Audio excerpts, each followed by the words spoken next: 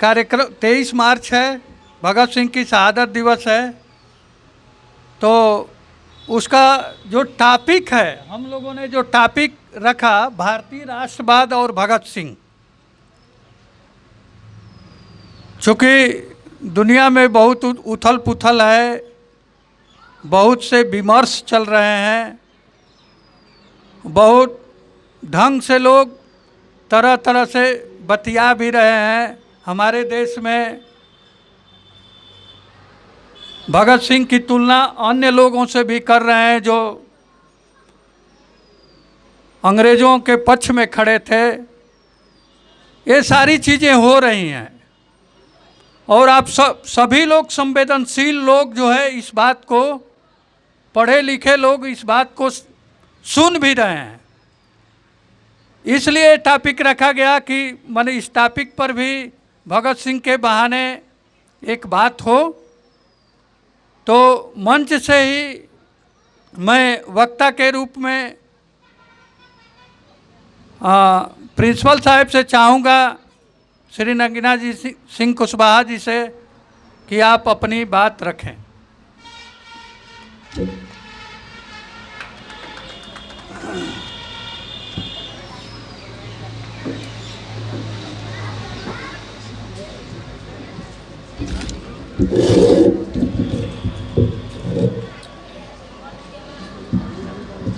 आज के आयोजन के अध्यक्ष प्रोफेसर डॉक्टर श्रीकांत पांडे जी, रविशंकर मौर्य जी, प्रसेन जी, राम जी भाई और संचालक रमाशंकर जी, सामने बहुत सारे लोग बैठे हैं जो इस मंच पर बैठ सकते थे लेकिन नीचे बैठे हैं। उन सबको मैं संबोधित करते हुए,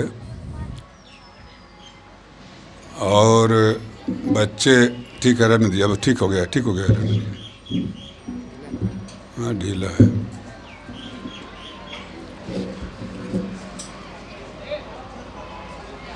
आज का विषय है भारतीय राष्ट्रवाद एवं भगत सिंह। अब मैं कितना न्याय कर पाऊंगा मैं नहीं समझता। वैसे न्याय करने के लिए विद्वज्जन उपस्थित हैं। मैं इस विषय के साथ बहुत न्याय नहीं कर पाऊंगा क्योंकि मैं बहुत मन बना करके नहीं आया हूं कि क्या बोलना है क्या नहीं बोलना है। क्योंकि सर आए हुए लोग हैं तो वो लोग बताएंगे। अब बच्चा लोग अपने स्वभाव से अगर वही से ही करते रहेंगे तो भगत सिंह को कैसे सुन पाएंगे। बच्चे, अगर आप लोगों को शोर करना है तो नहीं बैठे तो ठीक है, डिस्टर्ब करेंगे क्या फ़ायदा होगा। बोलते रहेंगे तो सुनेंगे क्या। मेरी आदत नहीं है कि लोग बहुत शोर करते रहें और उसी में चाहे कोई सुने या चाहे नहीं सुने और मैं बोलता जाऊँ, ये मेरी आदत नहीं है। मैं वक्ताओं को देखता हूँ, खूब शोर होता रहता है और अपनी बात बोलते जाते रहते हैं, चाहे सामने वाला सुने या चाहे न सुने।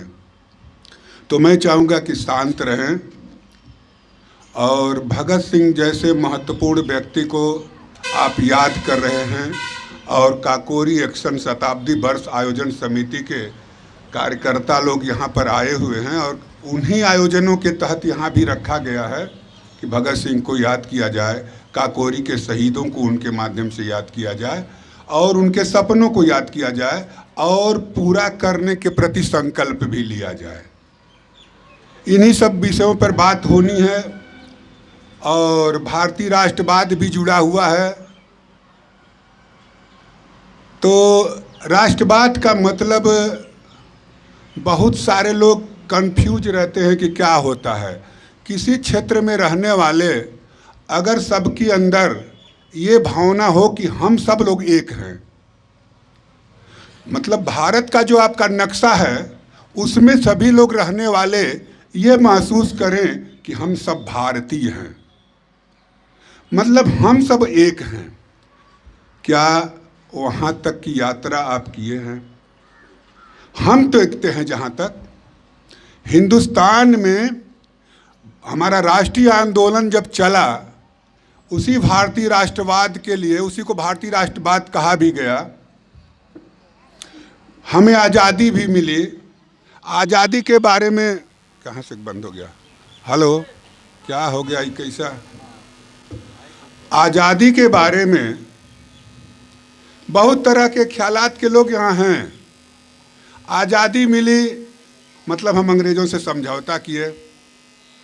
आज़ादी उस तरह से नहीं मिलनी चाहिए, गैर समझौता से मिलना चाहिए। हमें अंग्रेज़ों से वार्ता में नहीं जाना चाहिए था। हमारी आज़ादी कोई वो आज़ादी नहीं है। भगत सिंह के जो सपने की आज़ादी है वह आज़ादी नहीं है। वह समझौते में मिली हुई आज़ादी, गांधी नेहरू के नेतृत्व में चलने वाले लोगों से समझौता किया अंग्रेजों ने और उन्हें सत्ता दे दिया कि लो अब हम जा रहे हैं, तुम चलाओ। नहीं तो बहुत सारे क्रांतिकारी हैं जो समाजवाद लाने के प्रति संकल्पित हैं, वह दूसरी ढंग की व्यवस्था कर देंगे। तो बातें इस तरह की चीज़ें बहुत सारे बच्चों को समझ में नहीं आएंगी, लेकिन चूँकि गंभीर विषय है, हाँ गंभीर लोग हैं बच्चे, मैं चाहता हूँ कि सबके लिए कहूँ। तो जो देखिए, कहीं का भी राष्ट्रवाद खड़ा होता है तो उसका आधार धर्म भी होता है, नस्ल भी होती है, जाति भी होती है, वहाँ की भाषा भी होती है। भारत में जब राष्ट्रवाद खड़ा हुआ अंग्रेज़ों के खिलाफ में, तो भारत में जो राष्ट्रवाद खड़ा हुआ तो वह भी भिन्न भिन्न किस्म का राष्ट्रवाद है। मतलब राष्ट्रवाद खड़ा हुआ, धर्म का नाम भी लिया, दोनों धर्मों का नाम लिया, खास करके इस्लाम धर्म का नाम लिया गया, हिंदू धर्म का नाम लिया गया। इसके अलावा भी कि सभी धर्मों को मिला के खड़ा हो राष्ट्रवाद, ये सारी चीज़ें खड़ी हुई। इसके आगे और बढ़ा गया तो कहा कि किसी भी हम धर्म को इस्तेमाल करेंगे मिला जुला के भी, तो धर्म को हम क्यों न थोड़ा अलग कर दें, अमीरों गरीबों के आधार पर राष्ट्रवाद को खड़ा करें। ये तरह तरह के राष्ट्रवाद की कल्पना है। पाकिस्तान आप जानते हैं, धर्म के आधार पर मांग किया और आप ही से एक टुकड़ा लिया। आपके अंदर भी, भारत के अंदर भी उसी तरह की बात चल रही थी कि तब क्यों नहीं इसे हिंदू राष्ट्र बना दिया जाए। तो वो ये लोग भी सक्रिय थे कि हिंदू भी एक धर्म है और हिंदू एक राष्ट्र होना चाहिए। लेकिन तब के लड़ने वाले आंदोलन में जो सक्रिय थे, गांधी भी थे, भगत सिंह भी थे, नेहरू भी थे, सुभाष चंद्र बोस थे, ऐसी तमाम धारा थी जो किसी धर्म में विश्वास नहीं करते थे कि धर्म के आधार पर राष्ट्र को बनाया जाए। उन लोगों का था कि सबको मिला जुला के, सभी धर्मों को मिला जुला के एक राष्ट्र बनाया जाए जो भारतीय राष्ट्र होगी, और सब हमारी जो संस्कृति होगी, हमारा मिला जुला भारत होगा, किसी खास धर्म और जाति का नहीं होगा।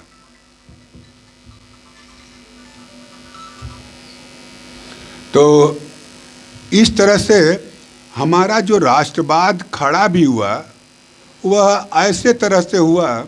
उसके पहले राष्ट्रवाद नहीं होता था। उसके पहले आप कहेंगे कि तब भारत क्या था, तो उसके पहले अकबर का राज होता था। तो जो राजा होते थे, औरंगजेब का राज, तो प्रतापगढ़ के राजा का राज, तो इनका राज, राजाओं के नाम से राज जाने जाते थे। कोई भारत, तो इस तरह से हमारा राष्ट्रवाद जो विकसित हुआ वह भी अंग्रेज़ों के देख रेख में, अंग्रेज आ गए थे, उनके, हमारा जो राष्ट्रवाद विकसित हुआ बड़ा ही लंगड़ा लुंगड़ा विकसित हुआ। इसलिए सारी राष्ट्रवाद में कमियां रह गईं। हम सब भारत के रहने वाले लोग आज भी दावे के साथ मैं कह सकता हूं कि इस हिंदुस्तान में रहने वाले लोग, भारत में रहने वाले लोग हम की भावना में नहीं रहते। यहाँ हिंदू रहता है, यहाँ मुसलमान रहता है, यहाँ सवर्ण रहता है, यहाँ पिछड़ा रहता है, और 1000 जातियाँ हैं, 1000 जातियों की तरह से लोग रहते हैं। इस तरह से हमारा राष्ट्रवाद, और राष्ट्रवाद ये है कि एक और पार्टी नाम लेती है कि हम सबसे बड़का राष्ट्रवादी हैं। उस राष्ट्रवाद में हमारे राष्ट्र का विकास हो व न हो, लेकिन हमारे मुल्क, हमारे देश से सटे हुए राष्ट्र का विनाश तो जरूर हो जाए। इसको कहते हैं नकारात्मक राष्ट्रवाद। हम अपने राष्ट्र का विकास करें चाहे न करें, लेकिन दूसरे राष्ट्र के प्रति नफरत जरूर पैदा करें। यह जो है नकारात्मक राष्ट्रवाद कहते हैं, जिसको जिंगुइज्म भी कहा जाता है, कि यह राष्ट्रवाद खतरनाक राष्ट्रवाद है। और जब हम किसी दूसरे राष्ट्र को धर्म के आधार पर गलियाते हैं, तो उसी धर्म के लोग हमारे भी राष्ट्र के भीतर रहते हैं, वो भी निशाना पर रहते हैं। तो इस तरह का भी राष्ट्रवाद है। और पक्का राष्ट्रवादी वही अपने को बनते हैं कि हम सबसे बड़ा राष्ट्रवादी हैं, क्योंकि यह देश एक खास तरह के हिंदुओं का है। इसमें और बाकी लोगों की जगह अगर है तो जगह है, तो चुपचाप रहें अगर रहना है, और नहीं तो जो हम कहते हैं वह कहें। इस तरह का राष्ट्रवाद। अब आप सोच सकते हैं कि जब इन्होंने हम भगत सिंह को जब याद करते हैं, तो उन्होंने एक निबंध लिखा है विश्व प्रेम पर। भगत सिंह कोई राष्ट्रवादी उस तरह के नहीं है कि केवल भारत ही। वो कहते हैं उस निबंध में कि हम चाहते हैं कि अमेरिका से ब्रिटेन न लड़े, ब्रिटेन से फ्रांस न लड़े, मतलब कि दुनिया के सभी लोग मिलजुल करके एक भाईचारा में रहें। यह भी एक अंतर्राष्ट्रीयतावाद जिसको कहते हैं, कि दुनिया के समग्र लोगों के प्रति मानवता की भावना, यह बात कर रहे हैं भगत सिंह। तो उसे अंतर्राष्ट्रीयतावादी कहा जाता है। तो भगत सिंह किसी राष्ट्र के संकीर्ण दायरे में नहीं है। भारतीय राष्ट्रवाद की चर्चा हो रही है, भारतीय राष्ट्रवाद के प्रतीक हैं, लेकिन इसके बावजूद भी उनकी सोच अंतर्राष्ट्रीय है। वह किसी धर्म के भी नहीं हैं। आप जानते हैं वो सिख धर्म के थे और सिख धर्म में पैदा हुए थे, लेकिन उन्होंने सारा बाल उल कटा करके कोई सिख धर्म का वेशभूषा नहीं उन्होंने रखा, और उन्होंने कहा कि धर्म जो है यह सामान्य लोगों के लिए आस्था की चीज़ होती है, लेकिन जब राजनीति उस पर किया जाता है तो बड़ी खतरनाक हो जाती है, क्योंकि उस धर्म को मानने वाले कुछ खासे ही लोग होते हैं, तो बाकी धर्म के प्रति नफरत पैदा करेंगे। तय है, राजनीति में जब धर्म जाती है तो निश्चित रूप से किसी दूसरे के प्रति नफरत पैदा करती है। और चूंकि वो नफरत पैदा करने वाले लोग आपके भी देश में हैं, मतलब जिनके प्रति नफरत किया जाए वो देश में है, तो इस तरह से आपस में ही लोग जब लड़ेंगे तो मुल्क मजबूत होगा, राष्ट्र मजबूत होगा या कमज़ोर होगा, इसकी आप कल्पना कर सकते हैं। इस तरह से धर्म आधारित राष्ट्र की उन्होंने आलोचना की। उन्होंने तो एक किताब भी लिखा, वह व्यक्तिगत रूप से किसी भगवान में, किसी उनके जो भी उनके गुरु रहे, वाहे गुरु सिखों के, मतलब किसी में विश्वास नहीं करते थे। उन्होंने लिखा कि मैं नास्तिक क्यों हूँ। एक किताब उन्होंने लिखा कि मैं नास्तिक हूँ, मेरी आस्था भगवान में नहीं है। तो तर्क देते हैं कि अगर भगवान होते, आप ही कल्पना कीजिए कि भगवान होते हैं, तो फिर गरीबों को सताया जाता है, गरीबों रोटी के बगैर मरता है, तो भगवान को कहा जाता है कि उसके आज्ञा के बिना एक पत्ता भी हिलता नहीं है। तब तो जो एक अत्याचारी है और अत्याचार कर रहा है वो भगवान की मर्जी है। तो अगर ऐसा भगवान जो अत्याचार को देख सकता है और सहन कर सकता है, तो मैं वैसे भगवान में विश्वास नहीं करता। वो पूरा आप लेख पढ़ सकते हैं, लड़कों को पढ़ना चाहिए कि क्यों वो कहते हैं कि मैं नास्तिक हूँ। तो वह पूर्ण रूप से एक, हम कह सकते हैं कि संकीर्ण राष्ट्रीयतावादी नहीं, भारत के ऐसा सपूत, ऐसा अमर सपूत जिन्होंने अपने सर्वोच्च को बलिदान कर दिया 23 वर्ष की उम्र में, और उस समय तक उन्होंने 300-400 किताबें पढ़ लिया था। 23 वर्ष तक आते आते उनका इतना अध्ययन ज़्यादा है कि दुनिया भर के दर्शन को समझ गए थे, दुनिया भर में क्या हो रहा है उसको जान रहे हैं।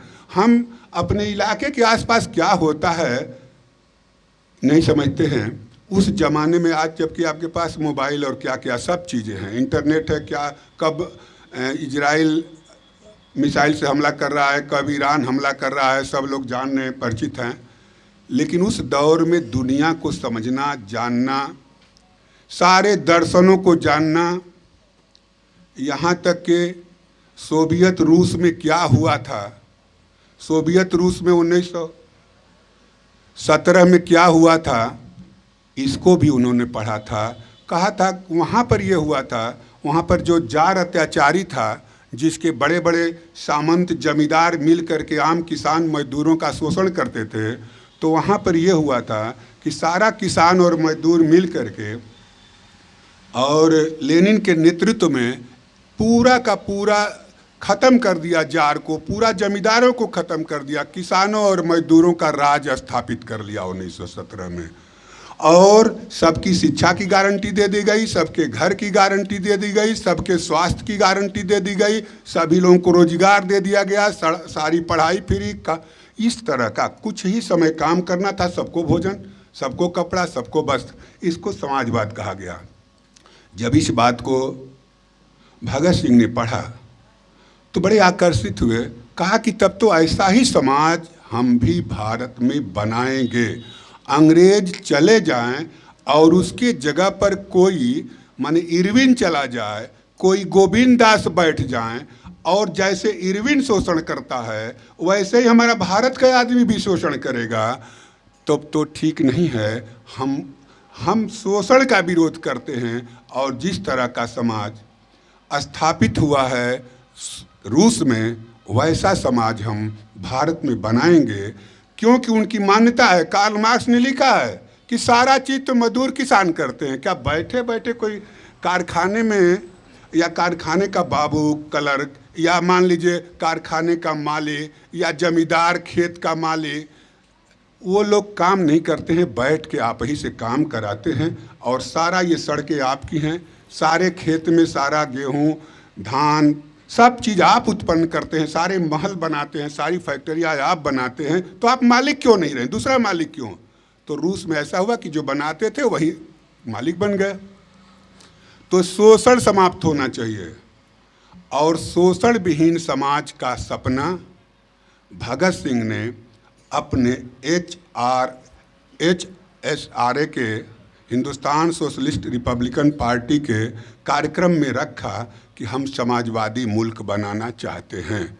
हम ऐसा समाज नहीं बनाना चाहते हैं कि मात्र गोरे चले जाएं, मात्र अंग्रेज चले जाएं, और अंग्रेज जैसा ही कोई काला आदमी सत्ता पर बैठ जाए और शोषण का वही क्रम चलता रहे, और गरीबी वैसे ही रह जाए, भूखमरी वैसे ही रह जाए, किसान और मजदूर जुगों जुगों से काम करते रहें, अब बाकी लोग आराम से उनके शोषण पर जिंदा रहें। यह चाहते थे भगत सिंह कि ये सारी व्यवस्था समाप्त हो जाए। बहुत सारे वक्ता बोलने वाले हैं, तो क्योंकि इन लोगों को समय हमें देना चाहिए, तो बाकी बातें इन लोगों से सुनिए। आपने सुना, बहुत बहुत धन्यवाद।